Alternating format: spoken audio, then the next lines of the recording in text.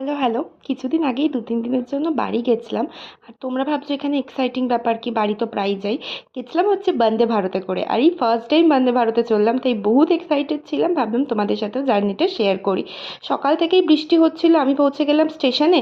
স্টেশনে গিয়ে বেশ কিছুক্ষণ ওয়েট করতে হয়েছিল, তারপর ফাইনালি এই যে এসে গেছে আমার ট্রেন।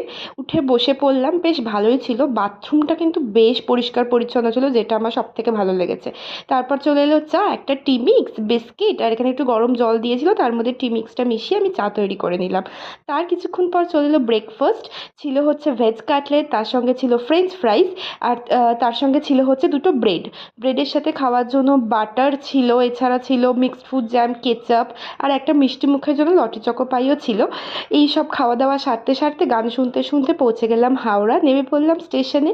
তারপর আর কি এখানে নেমেও দেখি যে বৃষ্টি হচ্ছে। আর কি ট্রেন ধরলাম, ধরে সোজা চলে গেলাম বাড়ি।